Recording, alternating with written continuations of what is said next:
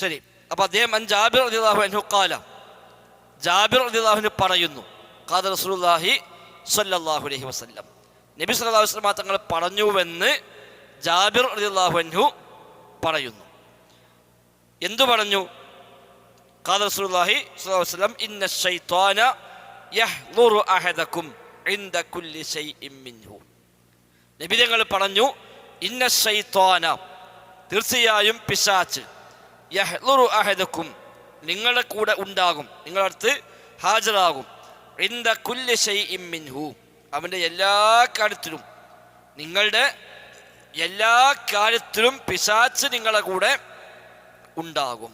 ഏത് നല്ല കാര്യം ചെയ്യുമ്പോഴും അവിടെയൊക്കെ ഇടപെട്ടുകൊണ്ട് പിശാച് നിങ്ങളുടെ കൂടെ ഉണ്ടാകും. പിശാചിൻ്റെ അടിസ്ഥാന ലക്ഷ്യം നമ്മുടെ സ്വർഗം നഷ്ടപ്പെടുത്തലാണ്, നരകത്തിലേക്ക് നമ്മെ കൊണ്ടുപോകലാണ് പിശാചിൻ്റെ മുഖ്യമായ അജണ്ട.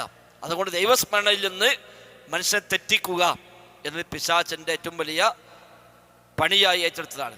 മനുഷ്യർ അള്ളാഹുവിനെ സ്മരിക്കേണ്ട ഏതെല്ലാം രംഗമുണ്ടോ അവിടേക്ക് റബ്ബിൻ്റെ സ്മരണയിൽ നിന്ന് മനുഷ്യന്മാരെ തെറ്റിച്ചു കളയുക എന്നതാണ് പിശാച് കാര്യമായി ശ്രമിക്കുന്നത്. റബ്ബ് നൽകിയ ഒരു അനുവാദം ആ വിഷയത്തിലുണ്ടതാണ്.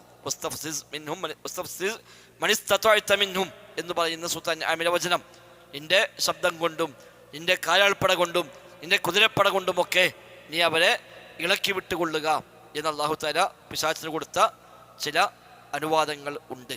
അവൻ്റെ ശബ്ദം മുഖേന, അവൻ്റെ സൈന്യങ്ങൾ മുഖേന എല്ലാം മനുഷ്യനെ പിഴപ്പിക്കുവാൻ, ഇളക്കിവിടാൻ, ദൈവസ്മരണയിൽ നിന്ന് മനുഷ്യനെ തടയുവാൻ പിശാച് ശ്രമിക്കും.